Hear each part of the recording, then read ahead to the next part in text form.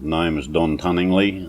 My background is that I was born and bred in the Emerald Hill district, had a bit of time in Manila, and then came back to Curlewis, and I've been here for the last 40 years. I was born in Gunnedah anyway, 1916, and I went to school at a little local school at Nayside. My name is Ned Dunkley. I've lived in Curlewis since 1940. Came here as a very young boy, and I've lived here ever since. We came to Curlewis in 1945. My father came to work here on a farm, and I started school the next year at Curlewis, and then when I left school in 1955, my father had bought the butcher shop here and had been there for a couple of years, and so I went to work with him.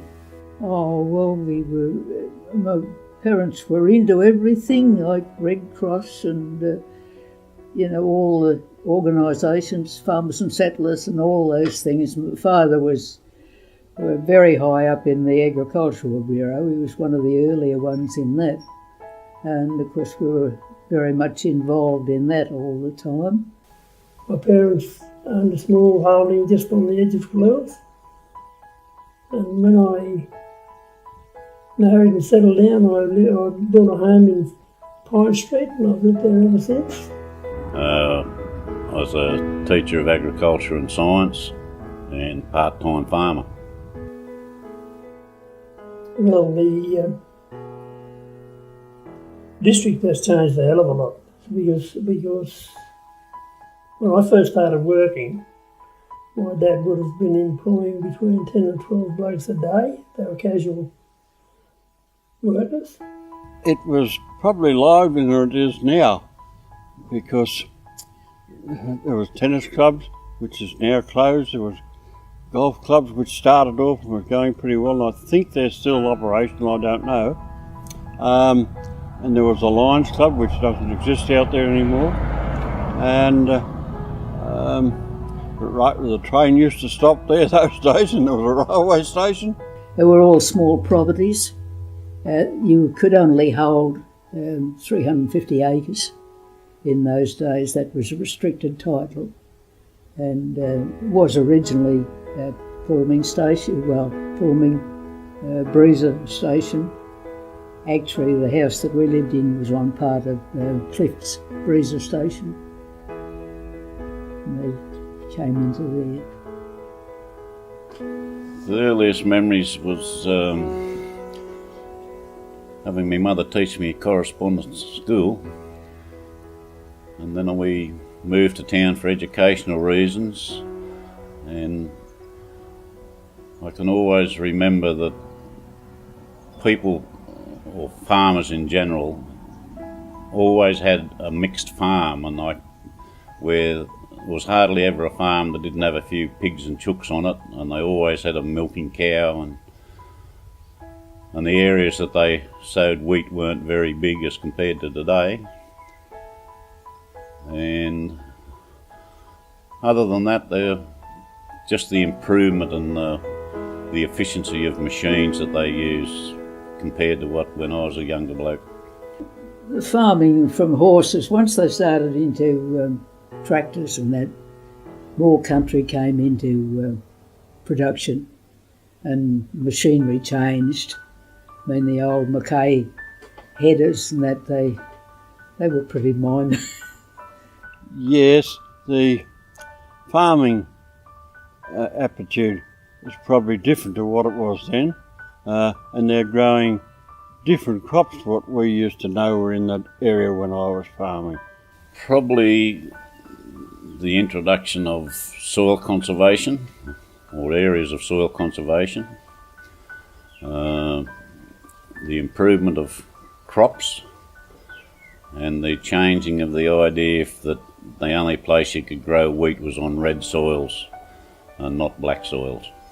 Of course, people there was no farming out there on that black soil. People said you couldn't farm that. And now, of course, they say you can't farm the red country. Well, I suppose that's probably the changes. The people are not there working on the places, where they're still growing grain on the larger holdings. It's just big machinery and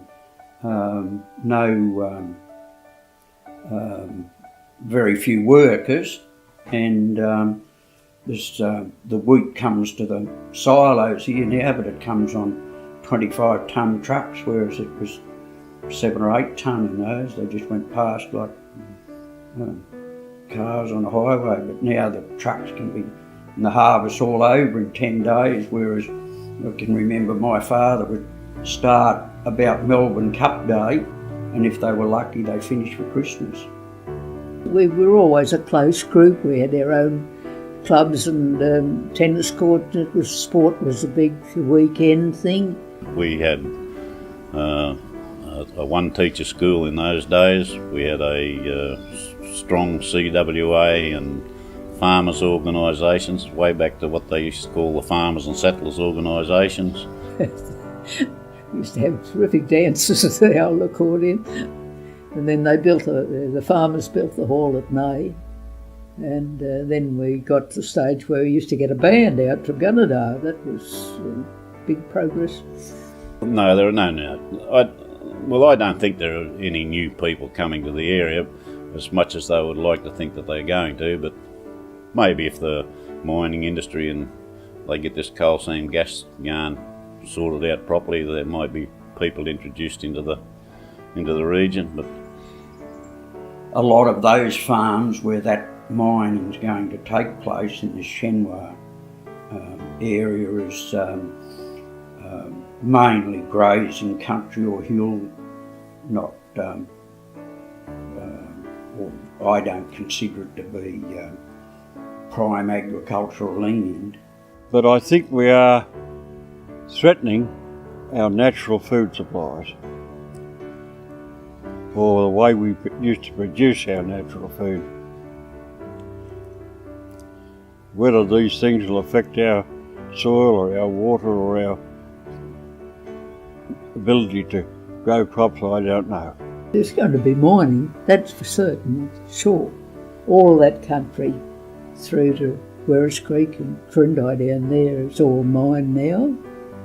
And they've bought up most of that Long Mountain at Curlewis and all those people around there. I don't think there's much coal under there, but they're going to put trees and stuff in there, I think. Well, I think some of it needs to be used for business. I can't see where they're talking about mining and that. I don't see how they're going to affect the landscape. They may. It'll only be temporary because they put it back. They say they put it back the way they should. I hope they do. But I think there's a detrimental in them because there's only so long they can get gas, there's only so long they can get coal, and when they run out, what are we going to have left? it's good for the community provided they keep an eye on what they're doing. That's the thing, you know. I've got no qualms about mining or gas or irrigation or all those things, but they've got to make sure that they're on the right track to start with. Like as I mentioned earlier about farmers just hooked in, they ploughed up and down hills, they cleared trees and all that. They didn't do enough research to find out, and here 50 years later they're saying, oh, this is where we went wrong. And I think a possibility of the same sort of thing with some of these other projects that they've got going. I think that same thing could happen. Not it won't happen in my time, but they'll look back on it and say, yeah, we should have done more about it. Instead of being money hungry for people and governments, we should have had a look at this. Well, they've changed their ideas of farming. They don't farm like they used to. I can remember paddocks being farmed 10 and 12 times before they were planted.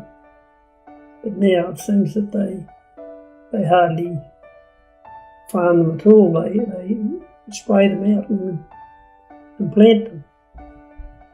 that leaves the older plants on the ground or in the ground, and it's got to assist it, in my opinion. I could be wrong, but before it was farmed and farmed and farmed, and yeah, people have become more conscious of the whole enviro thing, whether it's to do with mining or farming or pests and diseases, all that sort of thing. The general population, this is only my opinion of course, but I feel that the general population have got a greater feeling for the environment that's around them than they had in when I was a younger bloke. Like before, you'd hook in, do what you wanted to do and hope that you got the right result, but these days they seem to think about, should we, you know, as I mentioned there earlier about contours and things, you know, 50 years ago, or maybe a bit longer, just plough. It didn't matter whether you're going up and down the hill, around the hill or whatever else, but these days it's all contour farming and strip farming and all that sort of thing. That's from an agricultural point of view, but from a general population, people are, I think, are really genuinely interested in, you know, conserving trees. Some go over the top a bit, I know, but you know, there's some trees should be here and some shouldn't be, but that has changed over the time, yeah, definitely. Yeah, I think we do. I think that you have an obligation to look after the country that you've got. I mean, we didn't ever, in some cases they flogged it, but we never did. We farmed it over a period. You'd put so many crops in, and on the third crop it'd be undersown with lucerne, and then it'd be grazed for a few years and go back into farming. And that was the attitude. But today, it seems to me that they're just flogging it. I don't know whether that's right or not, but they've got from one crop, I mean, as soon as that's harvested, they've got another crop in on it. The ground never has a rest. It must wear out. I think over a period of time, like I can always remember my father telling me, you know, things that used to happen and how they've changed and what his ideas were, but she would talk about it. That was the important thing. But I don't know that there's a real lot of talk in a lot of societies about, you know, what had happened beforehand and what should happen now. So yeah, I think we can improve on all that by talking to the younger people and sort of just, you know, don't bully them into it and tell them, you know, this is what you've got to do. Show them reason why that should be done, and I think you'll find we'll get there eventually. Yeah, there are new people coming, like, well, say now for the mining and for mining associated things like mechanics and people like that. But it is probably the village now, it's more a like dormitory sort of place. People come and live here, but they go out to work, either to the mines or to Tamworth or yes. I do feel a sense of obligation to try and help control things and make it better than what it is. But I also feel there's not enough people doing that. There's too many people that's just here for the ride, and they don't bother about anything very much. I get a bit disappointed with the way the school's going backwards and the kids are going to town to school instead of going here. But that's life. That's something I'll never be able to change, and no one else will be able to, I think. Do I feel a sense of obligation? I certainly do, yeah. Yeah, it breaks my heart to see sometimes when you go to some areas and all you can see is these great gullies down the side of the hills, areas around Cooler, for example, where you've got these slopes that have been almost denuded of all vegetation, and you've got great gullies coming down the middle of them and all this sort of stuff. That's, you know, it's too late now that in that era they didn't know that that's what was going to happen.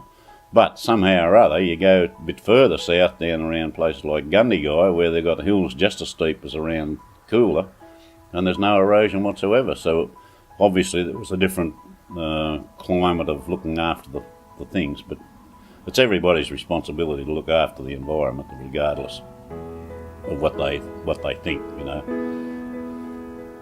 And that's about that bit of it. I think it's everybody's being pushed around so much now with the mine activities that they just haven't sort of settled to anything. I don't know what'll happen in the future. I mean, I don't think China's going to develop any much further than they are, but they could run Australia, I wouldn't know.